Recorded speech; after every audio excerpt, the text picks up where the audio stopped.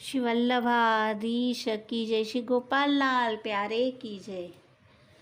સુરદાસજીનું એક પદ કે જેમાં આપે પ્રેમની 5 અવસ્થાને વર્ણન કરી છે, તો પહેલાં પદ શ્રવણ કરીએ અને પછી તેના ભાવોને જાણીએ। જાકો મન લાગ્યો ગોપાલ સો, ताही और कैसे भावे हो,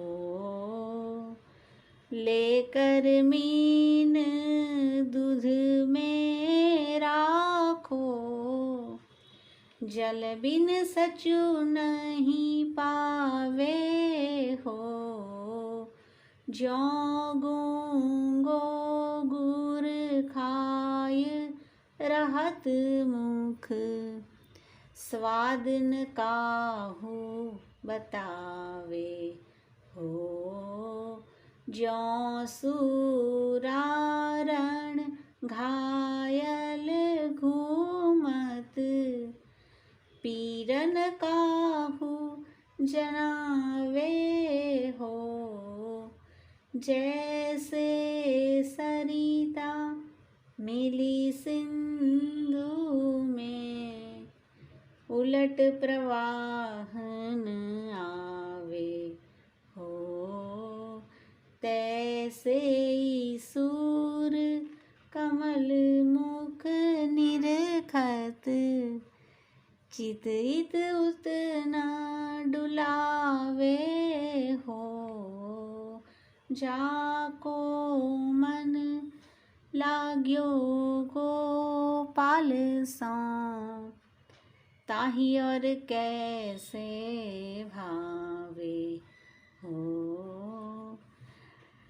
अलग अलग कड़ीमां प्रेमनी अलग अलग दशाનું વર્ણન છે। પહેલું કહે છે કે જેનું મન ગોપાલથી લાગી ગયું તેને બીજું કંઈ જ ન રૂચે, તાહી और कैसे भावे हो।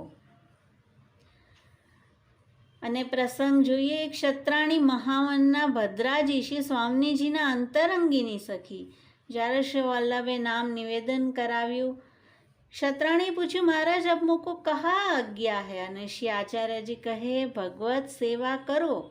ક્ષત્રાણીએ કહ્યું, महाराज लीला में सदा आपकी सेवा करी है, आपके चरणारविंद मिलना बहुत दुर्लभ है, मोको साधन में मती डारो। અને શ્રી વલ્લભે ચરણમાં કુમકુમ લગાવી છાપ સેવા માટે પધરાવી આપી અને કહ્યું, મેં તો પર પ્રસન્ન હું। તો એકવાર જેમાં મન લાગી ગયું પછી તેને કાંઈ બીજું ભાવતું નથી।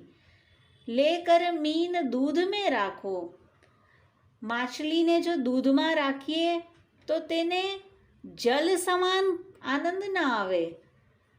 અને બે પટેલ ભાઈઓમાંનો નાનો ભાઈ કે જે ગાયની સેવા કરતો મુગ્ધા, શ્રી ગુસાઈજીએ જ્યારે નાના ભાઈને સિંહ પોરની રખવારી કરવાની આજ્ઞા આપી ત્યારે મુગ્ધાએ કહ્યું, કૃપાનાથ મને તો ગાયની સેવામાં વિશેષ આનંદ આવતો હતો, પરંતુ આપ જેમ કહો તેમ કરીશ। જ્યો ગુંગો ગુર ખાય રહત મુખ, સ્વાદ ન કાહુ બતાવે હો। ત્રીજી અવસ્થા, જેવી રીતે કોઈ મૂંગો વ્યક્તિ હોય અને તે ગોળ ખાય અને પછી કોઈ તેને પૂછે ગોળ કેવો છે, તો તે કંઈ બોલી શકતો નથી, માટે તે વર્ણન ન કરી શકે। ગોળની મીઠાશ તેણે અનુભવી છે, સ્વાદ તે અનુભવી રહ્યો છે, પણ કોઈને બતાવી ન શકે। પદ્મનાભદાસજીના ગૂઢ પદમાં એક તુક છે, પદ્મનાભ દેખે બની આવે, સુધી રહી રાસ રસાલ ભ્રુભંગે, શ્રીમદ વલ્લભ રૂપ સુરંગે। રાસ એ કોઈ વર્ણનની વસ્તુ નથી, મેં તો તેનો અનુભવ કર્યો છે। કેવલ એક સુધી રહી છે કે રાસ સમયે શ્રી સ્વામીજીએ બ્રોહ ઊંચી કરી હતી। જ્યો સુરારણ ઘાયલ ઘૂમત, પીરન કાહુ જનાવે હો। રણમાં સુરવીરનું માથું પણ કપાઈ જાય તો ધડ લડાઈમાં જૂਝતું રહે છે। તેવી રીતે જ વ્રજ ભક્તોને ભગવદ માર્ગમાં અનેક કષ્ટ આવ્યા, અનેક વિઘ્નો પાર કરી પ્રભુ સુધી પહોંચ્યા। પ્રભુએ ધર્મ કર્મના વચન કહ્યા પણ તોય પાછા ન હટ્યા અને ત્રિલોકમાં એમનો ધ્વજ લહેરાયો, ગોપી પ્રેમ કી ધ્વજા. જૈસે સરિતા મિલી સિંધુ મેં ઉલટ પ્રવાહ ન આવે હો. જેવી રીતે કોઈ નદી સમુદ્રમાં મળી જાય પણ ક્યારેય તે તેમાંથી પાછી ફરતી નથી, અને જેવી રીતે ગંગાજી સમુદ્રમાં મળ્યા પછી પણ ગંગોત્રીથી ધારા અવિરત વયા જ કરે છે, મળ્યા પછી પણ તે જ ભાવ બન્યો રહે છે. અને તેમાં પ્રસંગ આવશે, એક સમય પરાસોલીમાં કુંભનદાસજી ખેત પર બેઠા હતા. પાસે શ્રીનાથજી ખેલી રહ્યા હતા. ત્યાં ઉત્થાપનનો સમય થયો. કુંભનદાસજી ગિરિરાજજી પર દર્શન કરવા જવા લાગ્યા. શ્રીજીએ કહ્યું, કુંભના, હું તો તારી પાસે ખેલું છું, તું ક્યાં જાય છે? કુંભનદાસજીએ કહ્યું, મહારાજ, અહીં તો આપ વિશેષ કૃપા કરી સહાનુભાવતા જણાવો છો.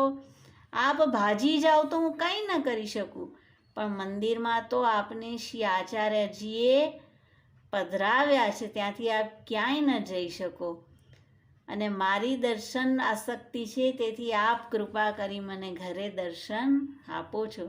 શ્રીજી હસીને કહ્યું, તારો ભાવ મહાઅલૌકિક છે, માટે જ હું તને એક ક્ષણ પણ છોડતો નથી. અને પછી શ્રીજી અને કુંભનદાસજી સાથે મંદિરમાં પધાર્યા. તૈસે સૂર કમલ મુખ નિરખત ચિત ઇત ઉતના ડુલાવે હો. સુરદાસજીનું પદ છે, અને 5 અવસ્થા બતાવ્યા. અંતિમ તુકમાં કહે છે કે કમલ મુખ, આપણા શ્રી ઠાકોરજીના મુખ કમલને જોયા પછી ચિત્ત ઇત ઉત ન ડુલાવે હો. ચિત્ત ક્યાંય બીજે જાય નહીં, તો તે સ્નેહ કહેવાય, તો તે પ્રેમની દશા કહેવાય. તો આ રીતે અલગ અલગ ટૂંકમાં આપે અલગ અલગ એક્ઝામ્પલ આપીને પ્રેમ કોને કહેવાય તેનું વર્ણન કર્યું છે. શ્રી વલ્લભાધીશ કી જય. શ્રી ગસાઈજી પારમ દયાલ કી જય.